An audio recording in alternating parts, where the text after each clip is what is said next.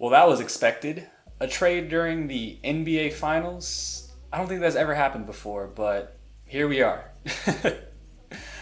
First and foremost, before I get into anything, if you guys hear somebody screaming in the background, I live in downtown San Diego. There's a lot of tweakers and crackheads, and they like to scream randomly. So I will try to edit it out as much as possible, but if you hear one, I'm sorry. Just try to disregard it. But yeah, I had no idea trades could happen during the NBA Finals. I feel like obviously the parts have not officially moved yet, but I guess both teams just got the A-OK from the league that this trade would be successful, so it got leaked. Maybe if it wasn't leaked or whatever, we would have heard about it on draft night or something, but lo and behold, we got a trade being announced during the NBA Finals, a very entertaining NBA Finals at that. So the official trade is between Memphis and Orlando.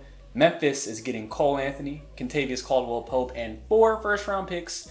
The 16th overall pick, so just outside the lottery for this year, 2025. They're getting an unprotected in 2026, 2028, and 2030. And they're also getting a 2029 first-round pick swap. I assume Memphis would get the better of the swaps. And Orlando is getting Desmond Bane. So I think I want to start out on Orlando's side first, actually. So they're getting Desmond Bane. It's not obvious. I mean, it is very obvious the need that Orlando had for three-point shooting and backcourt shot creation. And that's two things that immediately Desmond Bane will be able to provide. Throughout his entire career, he's been a 40+% shooter from 3 on high volume, probably about at least 5 attempts per game. Let me see, actually. That's a quick basketball reference check. 6.3 attempts per game throughout his entire year, and he shot 41% from 3. So it's something that Orlando needed.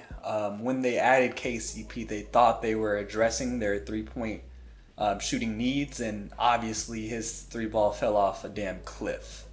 So they pivot here and pick up Desmond Bane, and using KCP, Orlando had the 27th They're 27th in offensive rating, 23rd in three-point attempts per game, and dead last, 30th in three-point percentage. So obviously Desmond Bane is going to help their offense and their floor spacing around their 2 forwards, Paolo and Franz, who like to operate mid-range and in. Also, they get rid of the KCP contract. He's going to be making $22.6 million per year for the next 2 seasons. He's guaranteed for the 25 to 26 season, and he has a player option that he's definitely going to accept for the 26 to 27 season. That contract was looking bad, especially with his performance this season.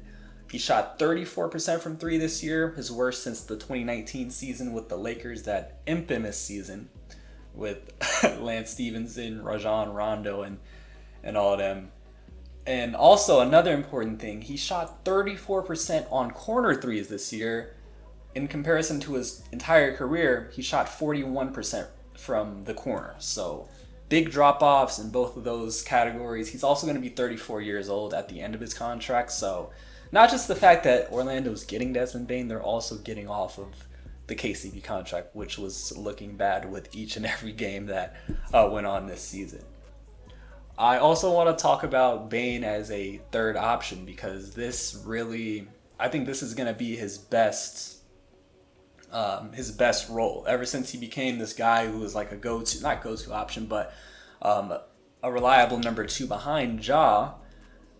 We always thought those Memphis Grizzlies those teams had a bit of a ceiling with Desmond Bane as their second best scoring option.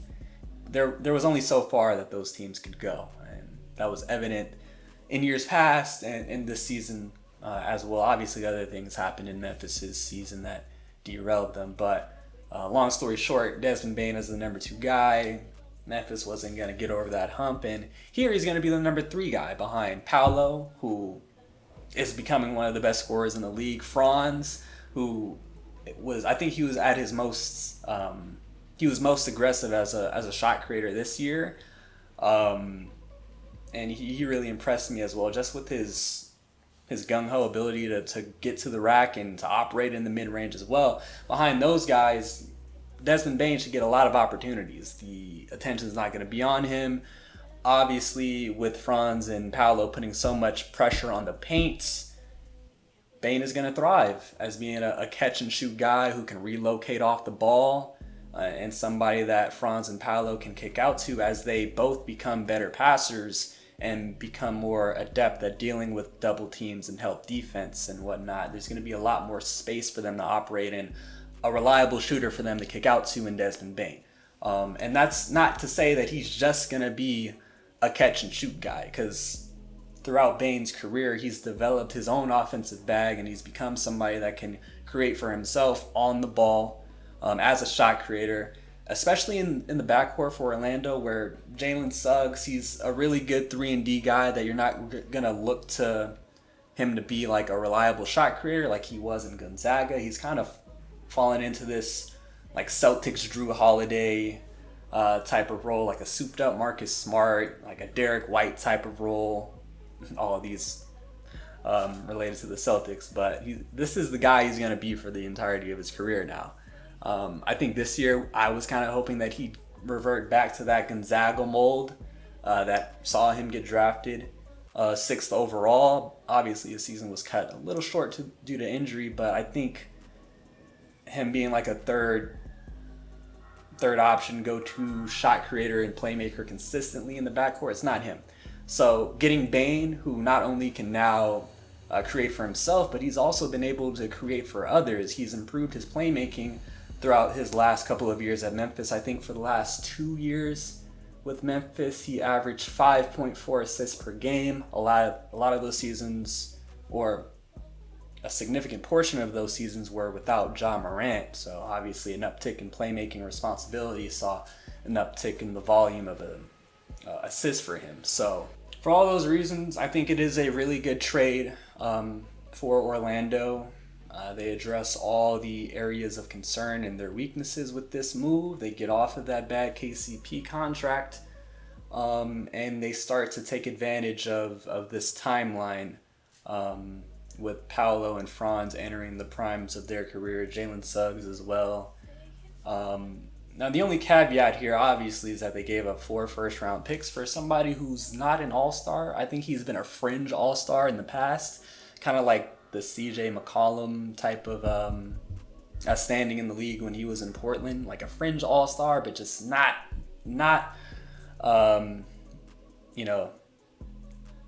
getting over the hump to be an all-star. So they traded 4 unprotected first-round picks for a guy like that, and 1 pick swap.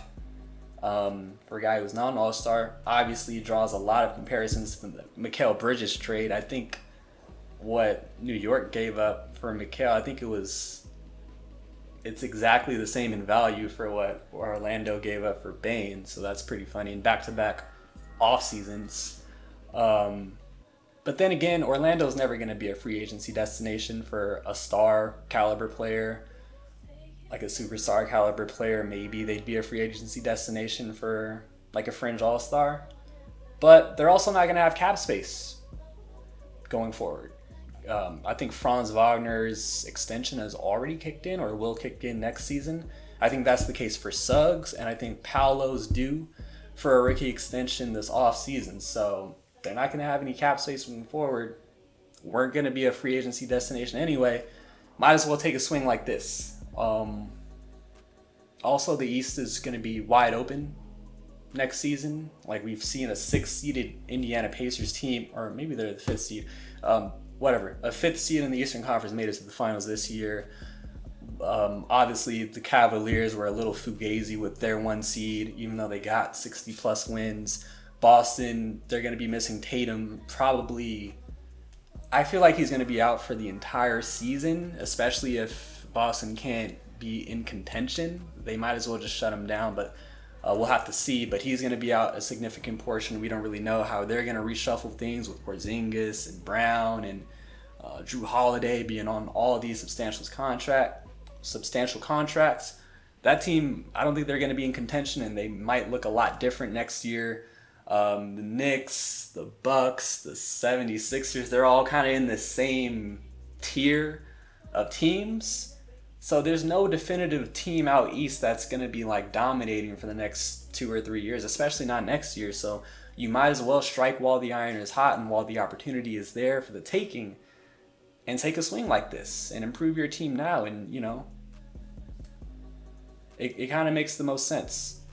With all that being said, you have to think, like, could they have saved some of that draft capital in trading for a guy like Anthony Simons? Like, maybe they could have used the KCP contract and 2 first-round picks to trade for Anthony Simons. I think of a guy like Kobe White, who was on a much smaller deal. I think he's up for an extension this offseason. But he wouldn't cost that much, I don't think.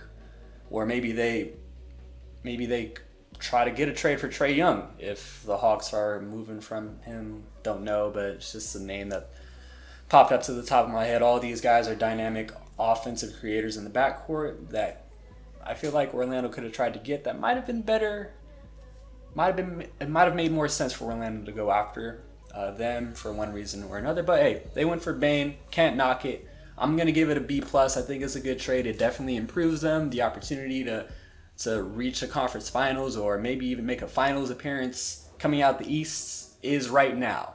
So it makes sense for Orlando to take this type of risk, and it's better to try some shit instead of just hoping that the development internally of your guys will eventually lead this team to being finals caliber. They're doing something, and you have to applaud it. You gotta love when teams take a chance. So I'm giving it a B+ for Orlando.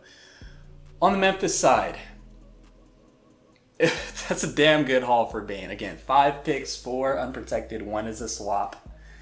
For a guy who's not an all-star, fringe all-star at best.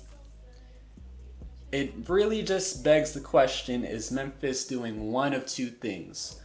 Are they tearing it down altogether, getting off the Bane contract, trading Triple J while his value is at an all-time high and he's going to be on an expiring contract, and trading Ja, who I don't know if his value is at an all-time high, but at the end of the day, it still is Ja Morant. Are they just going to do an all-out fire sell?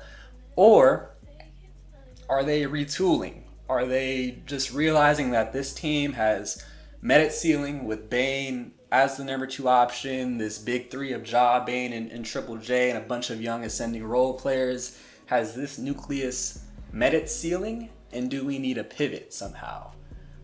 I feel like it is the latter, for a couple of reasons. One, they have the face of their franchise in Ja Morant.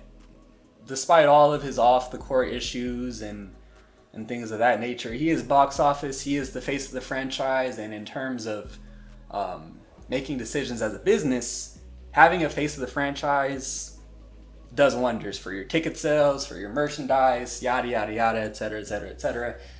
I think they got to keep Ja, especially given the fact that they're a small market team.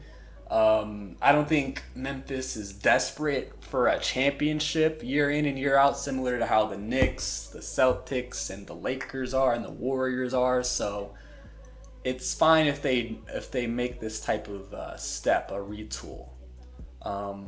Secondly, similar to Orlando, Memphis is never going to be a free agency destination for like an all-star caliber player. You're not going to see Kevin Durant make the decision that I want to take my talents to Memphis. PG, same shit, just like players of that stature and notoriety. They're not going to take their talents to Memphis. No disrespect to Memphis. I'm sure it's a lovely spot. But they're not going to be a free agency destination. The best way that a team like Memphis can improve is via the draft, internal development, and striking while the iron is hot and making a trade for like a fringe all-star player or even a star or superstar player when the opportunity presents itself. And I think Memphis is positioning themselves to make that type of the trade, make this type of trade, whether it be maybe immediately this offseason and it turns into a 3-team trade, or next offseason, who knows. But I feel like they are retooling and they're putting themselves in a chance to putting themselves in a position to increase their ceiling. I don't know what the next move is, but I think this is just something that we'll look back on and we'll be like, this was the first step to them trading for fucking Jaylen Brown, just for example. I don't know if that's the name, but it's just an example. Also, Jaren Jackson Jr. was due for. Gotta edit that out. Fuck. Jaren Jackson Jr. was due for a substantial extension this offseason. He was making 22, 23 million per year. Given the past couple of years he's had with his uptick in his ability to create offense for himself, I think he's averaged plus 20 per game the past couple seasons.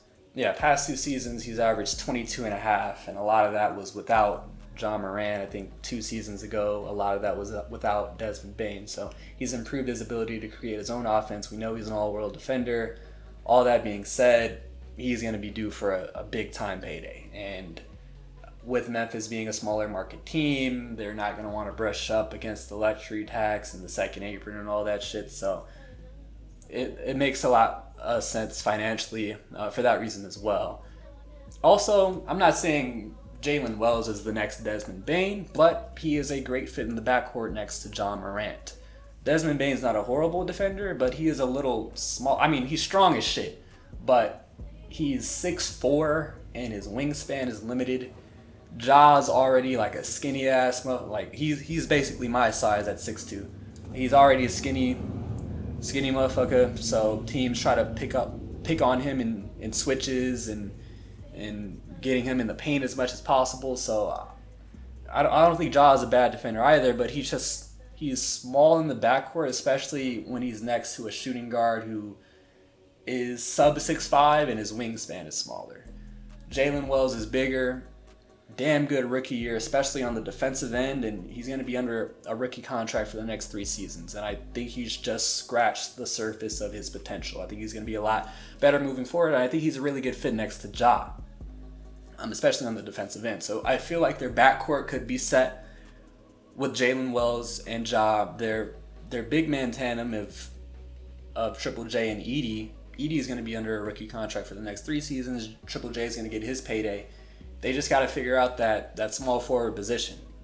Like when the Grizzlies were the 2nd seed, they lost to the Lakers in the 1st round. But when they were the 2nd seed and had all that regular season success, they had a really good 3-and-D small forward who had a lot of size and could create a little bit as like a tertiary ball handler in Dylan Brooks. But now with them trading Bane, their backcourt gets bigger with Jalen Wells now being the long-term 2. I feel like they're gonna try to look for like a 6'7" plus guy that can create a little bit more offense on their own to be that small forward for them, and somebody who can be a reliable number 2. And I said Jaylen Brown earlier just as not a joke, but I was just throwing a name out there. But Jaylen Brown could be somebody that makes sense if they're just going to try to pivot and take a swing when the opportunity presents itself. And they have a lot of contracts, a lot of tradable contracts now to add the money up to a $40 million contract if they're looking to trade for one. I feel like Jaylen Brown got a $55 million per year extension not too long ago, but like with them bringing in KCP, who's going to be under contract for the next 2 seasons. KCP's making $22 million. Cole Anthony's making $13 million. I feel like they have another one I'm not thinking about. Brandon Clark's making $12.5 million per year. So they have some substantial contracts that could be used in a future trade. And it's not like they'll be hurting if they eventually do like a 3-for-1 type of trade, because they have other guys on their team that's making sub $10 million per year. Like Scottie Pippen Jr., he's making I think $3 million per year for the next 3 seasons. Gigi Jackson's under his rookie deal for the next 2 seasons. Vince Williams, I think he's making $2 million. He's making $2.3 million and then $2.4 million on a team option for the 2027 season, and then Zach Edey's on his rookie contract as well. So Memphis has always had a lot of depth, and they've always gotten a lot of value for their contracts.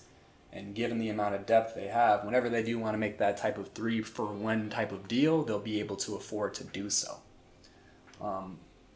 With all that being said, I'm giving Memphis an A- for this one. I think they realize this team has reached its ceiling. They're pivoting.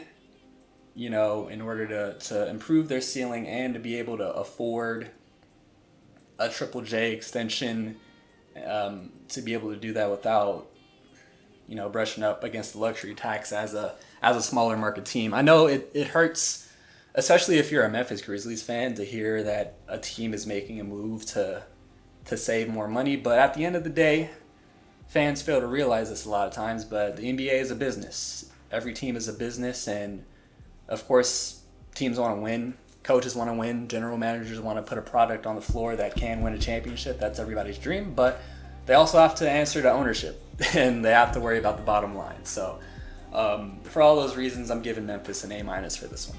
In summary, I really just wanted to make a video to get back in the flow of editing and recording because I've missed it. It is a hobby that I have, and I haven't been able to do it in a while, and a reaction video like this makes a lot of sense. Again, it is crazy to have this trade happen during the NBA Finals. During an NBA Finals, it's been entertaining as hell. Like, the games have been close, there have been some crazy comebacks, and a game winner as well. I wonder if we're going to look back at this finals maybe like 5 years or so in advance and be like, oh yeah, the Desmond Bane trade happened during this finals. But that's all I got for now. I'll see you guys in the next one. Peace.